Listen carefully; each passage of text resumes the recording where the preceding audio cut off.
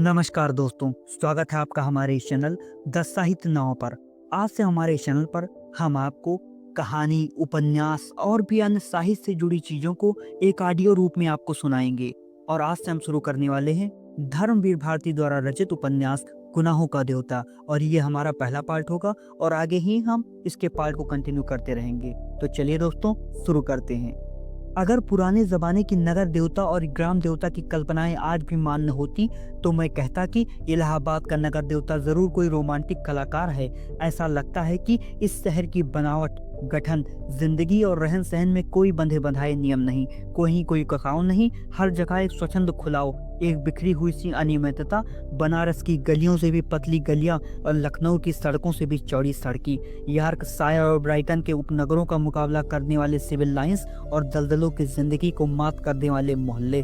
मौसम में भी कहीं कोई सम नहीं, कोई संतुलन नहीं।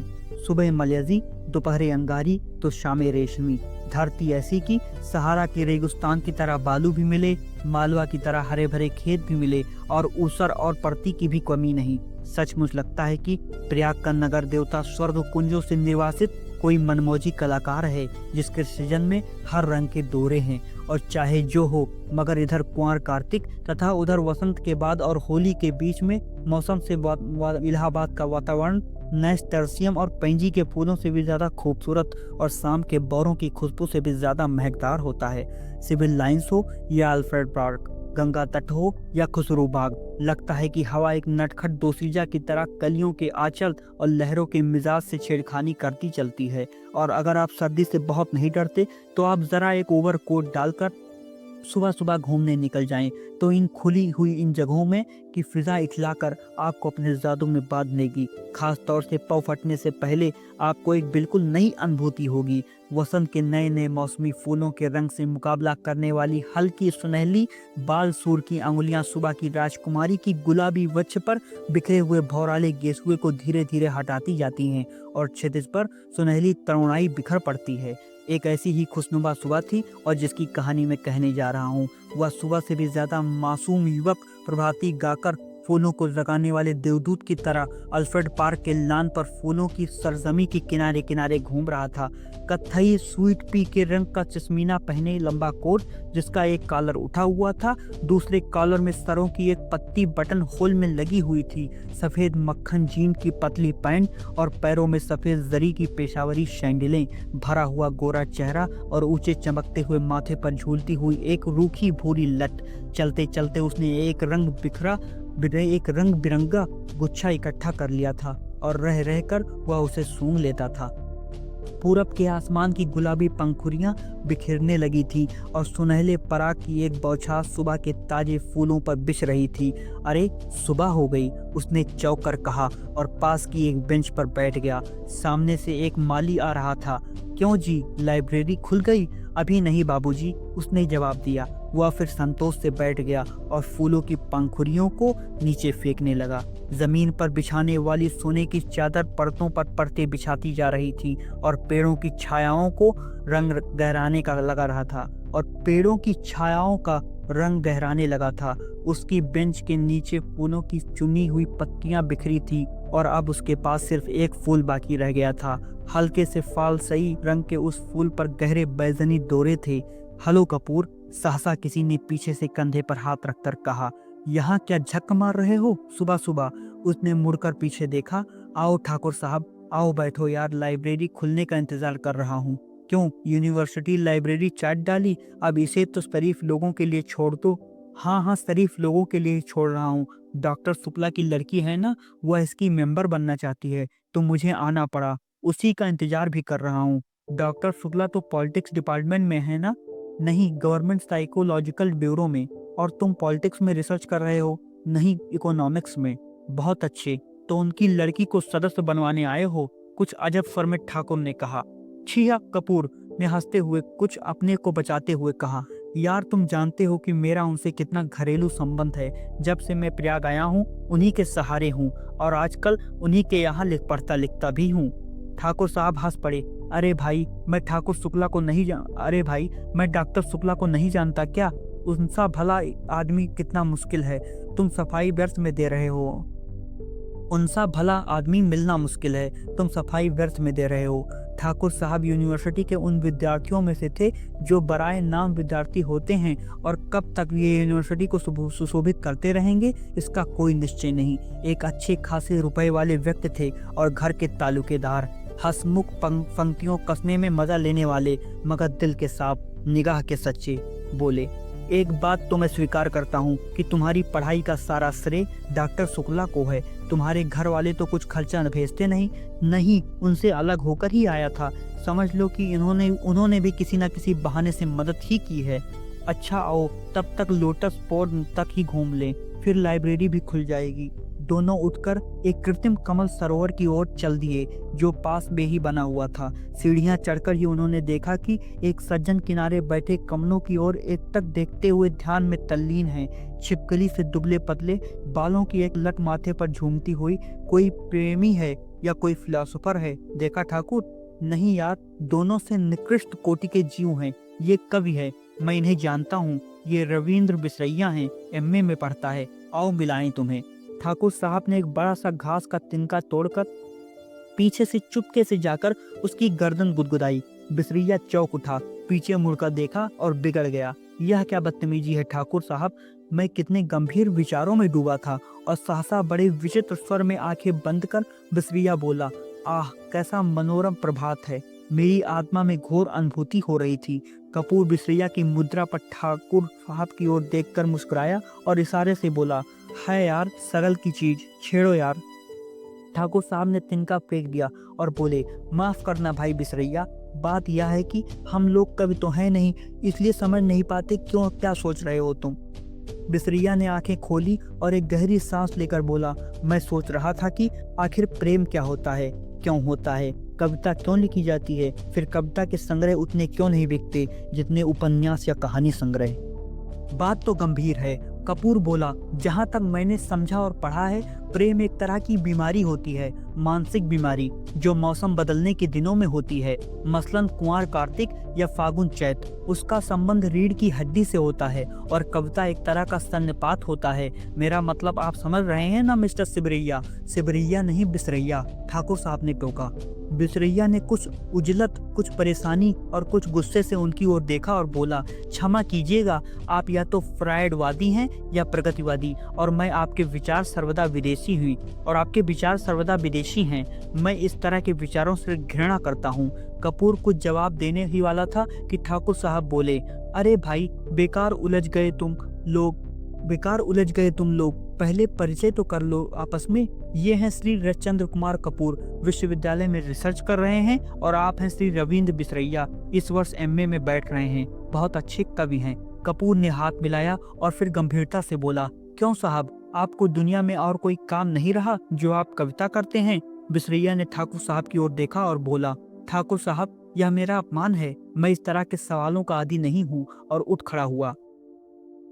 अरे बैठो बैठो, ठाकुर साहब ने हाथ खींचकर बिठा लिया। देखो कपूर का मतलब तुम समझे नहीं। उसका कहना यह है कि तुम में इतनी प्रतिभा है कि लोग तुम्हारी प्रतिभा का आदर करना नहीं जानते, इसलिए उन्होंने सहानुभूति में तुमसे कहा कि तुम और कोई काम क्यों नहीं करते, वरना कपूर साहब तुम्हारी कविता के बहुत शौकीन हैं, मुझसे बराबर तारीफ करते हैं। बिसरैया पिघल गया और बोला, क्षमा कीजिएगा, मैंने गलत समझा। अब मेरा कविता संग्रह छप रहा है, मैं आपको अवश्य भेंट करूंगा। और फिर बिसरैया ठाकुर साहब की ओर मुड़कर बोला, अब लोग मेरी कविताओं की इतनी मांग कर रहे हैं कि मैं परेशान हो गया हूँ। अभी कल त्रिवेणी के संपादक मिले, कहने लगे अपना चित्र दे दो। मैंने कहा कि कोई चित्र नहीं है, तो पीछे पड़ गए। आखिरकार मैंने आइडेंटिटी कार्ड उठाकर दे दिया। वाह, कपूर बोला, मान गए आपको हम। तो आप राष्ट्रीय कविताएं लिखते हैं या प्रेम की? जब जैसा अवसर हो, ठाकुर साहब ने जड़ दिया। वैसे तो यह वार फ्रंट का कवि सम्मेलन, शराबबंदी कॉन्फ्रेंस का कवि सम्मेलन, शादी ब्याह का कवि सम्मेलन, साहित्य सम्मेलन का कवि सम्मेलन, सभी जगह बुलाए जाते हैं। बड़ा यश है इनका। बिसरैया ने प्रशंसा से मुग्ध होकर देखा, मगर फिर एक गर्व का भाव मुंह पर लाकर गंभीर हो गया।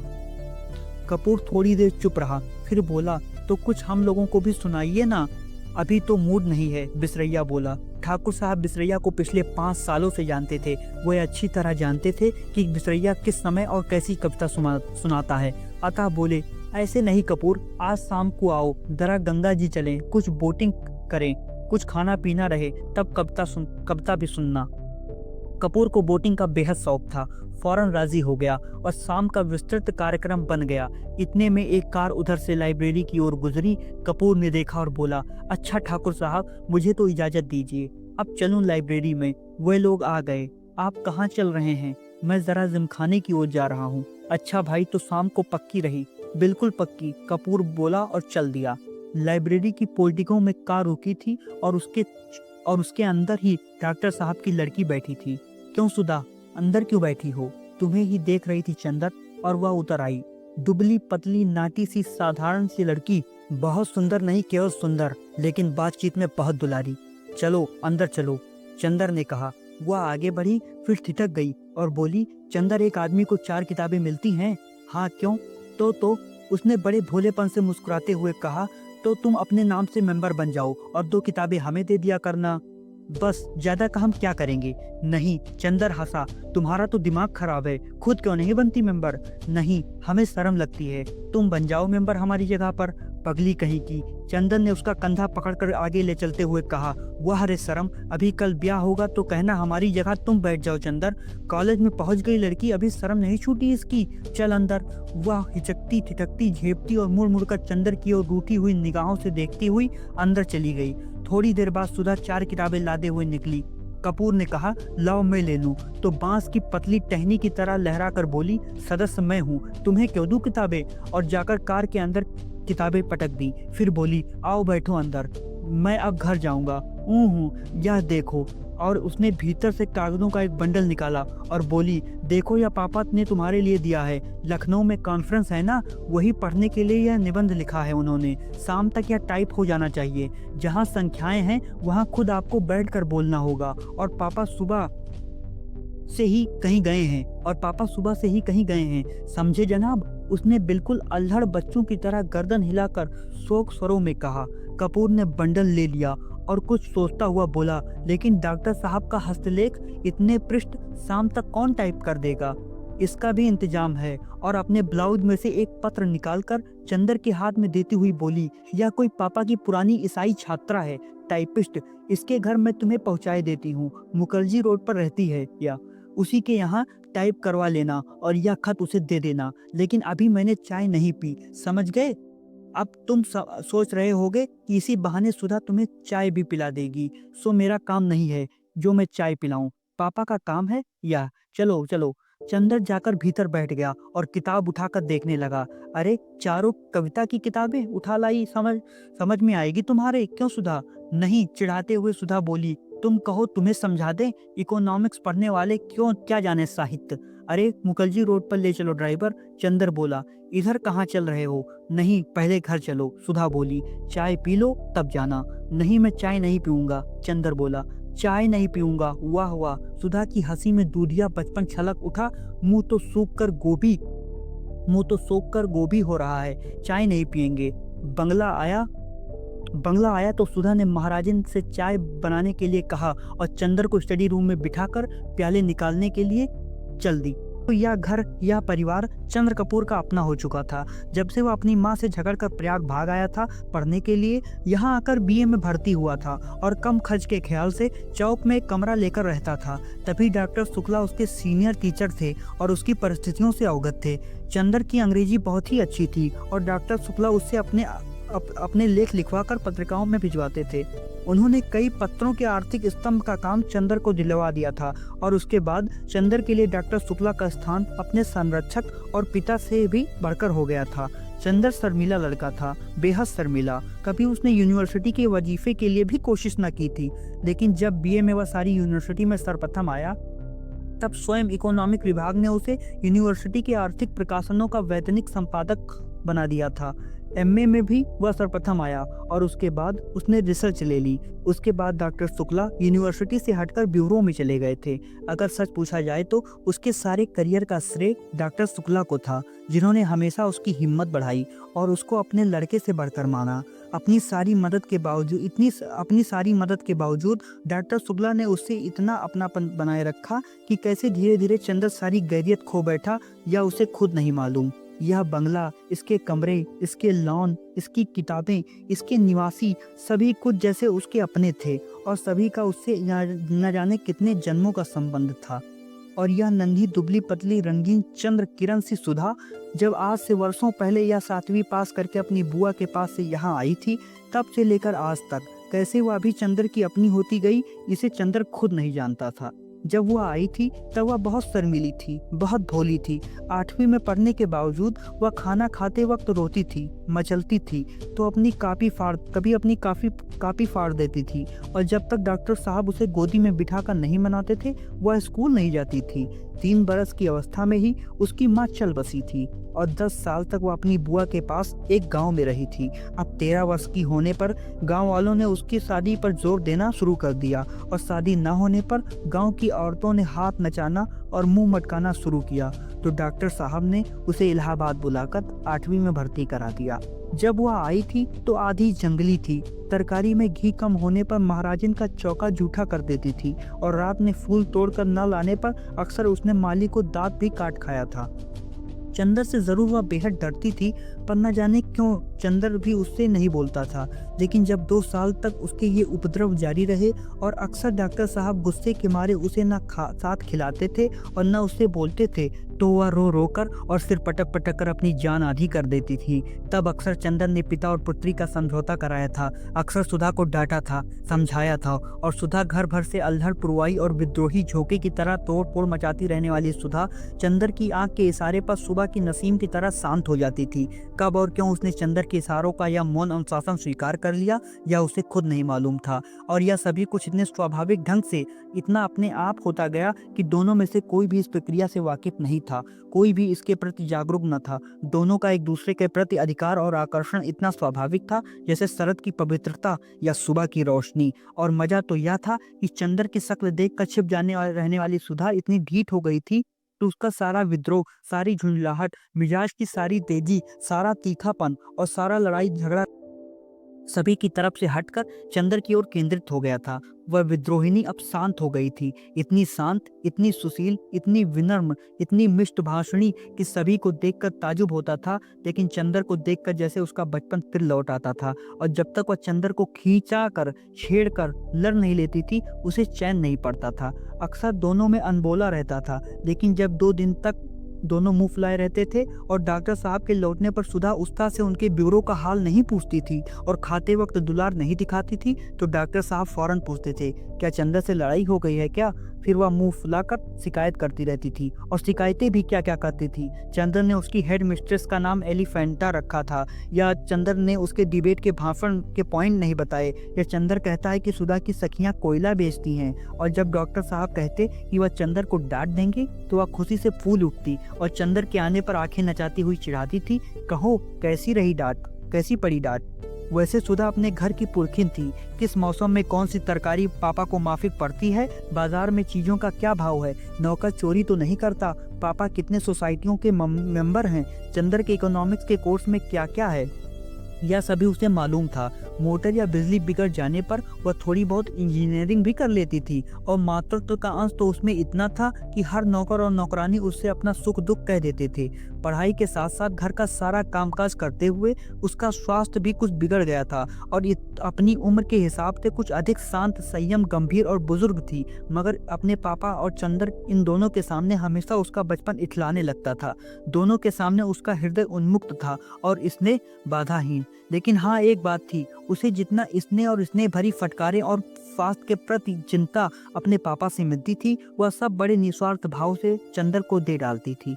खाने पीने की जितनी परवाह उसके पापा उसकी रखते थे, न खाने पर या कम खाने पर उसे जितना दुलार से फटकारते थे, उतना ही ख्याल वह चंदर का रखती थी। और स्वास्थ्य के लिए जो उपदेश उसे पापा से मिलते थे, उसे और उस भी स्नेह में पाक कर वह चंदर को दे डालती थी। चंदर कई बजे खाना खाता है, यहाँ से जाकर घर पर कितनी देर पढ़ता है, रात को सोते वक्त दूध पीता है या नहीं, इन सब का लेखा जोखा उसे सुधा को देना पड़ता। और जब कभी उसे खाने पीने में कोई कमी रह जाती तो उसे सुधा की डांट भी खानी पड़ती थी। पापा के लिए सुधा अभी बच्ची थी और स्वास्थ्य के मामले में सुधा के लिए चंदर अभी बच्चा था। और कभी कभी तो सुधा की स्वास्थ्य की चिंता इतनी ज्यादा होती थी कि चंदर बेचारा, जो खुद तंदुरुस्त था, घबरा उठता था एक बार सुधा ने कमाल कर दिया। उसकी तबीयत खराब हुई और डॉक्टर ने उसे लड़कियों का एक टॉनिक पीने के लिए बताया। इम्तिहान में जब चंदर कुछ दुबला सा हो गया तो सुधा अपनी बची हुई दवा ले आई और लगी चंदर से जिद करने कि पियो इसे। जब चंदर ने इस किसी अखबार में उसका विज्ञापन दिखाकर बताया कि लड़कियों के लिए है, तब कहीं जाकर उसकी जान बची। इसीलिए जब आज सुधा ने चाय के लिए कहा तो उसकी रूह कांप गई, क्योंकि जब कभी सुधा चाय बनाती थी तो प्याले के मुंह तक दूध भरकर उसमें 2-3 चम्मच चाय का पानी डाल देती थी। अगर उसने ज़्यादा स्ट्रांग चाय की मांग की तो उसे खालिस दूध पीना पड़ता था, और चाय के साथ फल और मेवा और खुदा जाने क्या क्या। और उसके बाद सुधा का इसरार, न खाने पर सुधा का गुस्सा, और उसके बाद की लंबी चौड़ी मनुहार, इस सब से बहुत चंदर घबराता था। लेकिन जब सुधा उसे स्टडी रूम में बिठाकर जल्दी से चाय बना लाई तो उसे मजबूर होना पड़ा, और बैठे बैठे निहायत बेबसी से उसने देखा कि सुधा ने प्याले में दूध डाला और उसके बाद थोड़ी सी चाय डाली। उसके बाद अपने प्याले में चाय डालकर और 2 चम्मच दूध डालकर आप ठाठ से पीने लगे, और बेतकल्लुफी से दूधिया चाय का प्याला चंदर के सामने खिसका कर बोली, पीजिए, नाश्ता आ रहा है। चंदर ने प्याले को अपने सामने रखा और उसे चारों तरफ घुमाकर देखता रहा कि किस तरफ से उसे चाय का अंश मिल सकता है। जब सभी की ओर से प्याले में क्षीर सागर नजर आया तो वह उसने हार कर प्याला रख दिया। क्यों पीते क्यों नहीं? सुधा ने अपना प्याला रख दिया। पिए क्या? कहीं चाय भी हो तो, और क्या खालिस चाय पीजिएगा? दिमागी काम करने वाले को ऐसी ही चाय पीनी चाहिए। तो अब मुझे सोचना पड़ेगा कि मैं चाय छोड़ूं या रिसर्च। ना ऐसी चाय मुझे पसंद, ना ऐसा दिमागी काम। लो, आपको विश्वास नहीं होता? मेरी क्लास फेलो है गेसू काजमी, सबसे तेज लड़की है। उसकी अम्मी उसे दूध में चाय उबाल कर देती हैं। क्या नाम है तुम्हारी सखी का? गेसू। बड़ा अच्छा नाम है। और क्या, मेरी सबसे घनिष्ठ मित्र है, और उतनी ही अच्छी जितना अच्छा नाम। जरूर जरूर, मुंह बिचकाते हुए चंदर ने कहा, और उतनी ही काली होगी जितने काले गेसू। धत, शर्म नहीं आती किसी लड़की के लिए ऐसा कहते हुए? और हमारे दोस्तों की बुराई करती हो तब क्या? वे तो सब हैं ही बुरे। अच्छा तो नाश्ता पहले फल खाओ। और वह प्लेट में छील छील कर संतरा रखने लगी। इतने में ज्यों ही वह झुककर एक गिरे हुए संतरे को नीचे से उठाने लगी, चंदन ने झट से उसका प्याला अपने सामने रख लिया और अपना प्याला उधर रख दिया और शांत चित्त से पीने लगा। संतरे की फांकें उसकी ओर बढ़ाते हुए ज्यों ही उसने एक घूंट चाय ली तो वह चौंक कर बोली, अरे यह क्या हुआ? कुछ नहीं, हमने उसमें दूध डाल दिया। तुम्हें दिमागी काम बहुत बहुत रहता है। चंदन ने ठाठ से चाय घूंटते हुए कहा। सुधा कुड़ गई, कुछ बोली नहीं। चाय खत्म करके चंदन ने घड़ी देखी। अच्छा लाओ, क्या टाइप कराना है? अब बहुत देर हो रही है। बस यहाँ तो 1 मिनट बैठना बुरा लगता है आपको। हम कहते हैं कि नाश्ते और खाने के वक्त आदमी को जल्दी नहीं करनी चाहिए। बैठिए ना। अरे तो तुम्हें कॉलेज की तैयारी नहीं करनी है? करनी क्यों नहीं है? आज तो गेसू को मोटर पर लेते हुए तब जाना है। तुम्हारी गेसू और कभी मोटर पर चढ़ी है? जी, वह साबिर हुसैन काजमी की लड़की है। उसके यहाँ 2 मोटरें हैं और रोज तो उसके यहाँ दावतें रहती हैं। अच्छा, हमारी तो दावत कभी नहीं की। हाँ, गेसू के यहाँ दावत खाएंगे। इसी मुंह से जनाब उसकी शादी भी तय हो गई है। अगले जाड़ों तक शायद हो भी जाए। छी, बड़ी खराब लड़की हो। कहाँ रहता है ध्यान तुम्हारा? सुधा ने मजाक में पराजित कर बहुत विजय भरी मुस्कान से उसकी ओर देखा। चंदन ने झेप कर निगाह नीची कर ली तो सुधा पास आकर चंदर का कंधा पकड़कर बोली, अरे उदास हो गए? नहीं भैया, तुम्हारा भी ब्याह तय कराएंगे, घबराते क्यों हो? और एक मोटी सी इकोनॉमिक्स किताब उठाकर बोली, लो इस मुटकी से ब्याह करोगे? लो बातचीत कर लो, तब तक मैं निबंध ले आऊं टाइप कराने वाला। चंदन ने खिसियाकर बड़ी जोर से सुधा का हाथ दबा दिया। हाय रे! सुधा ने हाथ छुड़ाकर मुंह बनाते हुए कहा, लो बाबा, हम जा रहे हैं, काहे बिगड़ रहे हैं आप? और वह चली गई। डॉक्टर साहब का लिखा हुआ निबंध उठा लाई और बोली, लो यह निबंध की पांडुलिपि है। उसके बाद चंदर की ओर बड़े दुलार से देखती और हुई बोली, शाम को आओगे ना? अच्छा, हम परेशान नहीं करेंगे, तुम चुपचाप पढ़ना। जब रात को पापा आ जाएं तो उन्हें निबंध की प्रतिलिपि देकर चले जाना। नहीं, आज शाम को मेरी दावत है ठाकुर साहब के यहाँ, तो उसके बाद आ जाना। और देखो फरवरी आ गई है, मास्टर ढूंढ दो हमें। नहीं, ये सब झूठी बात है, हम कल सुबह आएंगे। अच्छा तो सुबह जल्दी आना, और देखो मास्टर लाना मत भूलना। ड्राइवर तुम्हें मुखर्जी रोड पर पहुंचा देगा। वह कार में बैठा और कार स्टार्ट हो गई। फिर सुधा ने पुकारा, वह फिर उतरा। सुधा बोली, लो यार, लिफाफा तो भूल ही गए थे, पापा ने लिख दिया है, उसे दे देना। अच्छा कहकर चंदर चला कि फिर सुधा ने पुकारा, सुनो, एक बार में क्यों नहीं कह देती सब। चंदन ने झल्ला कर कहा, अरे बड़ी गंभीर बात है, देखो वहाँ कुछ ऐसी वैसी बात मत कहना लड़की से, वरना उसके यहाँ 2 बड़े बड़े बुलडॉग हैं। कहकर उसने गाल फुलाकर आंख फैलाकर ऐसी बुलडॉग की भंगिमा बनाई कि चंदर हंस पड़ा, सुधा भी हंस पड़ी। ऐसी थी सुधा और ऐसा था चंदर। मिलते हैं पार्ट 2 में।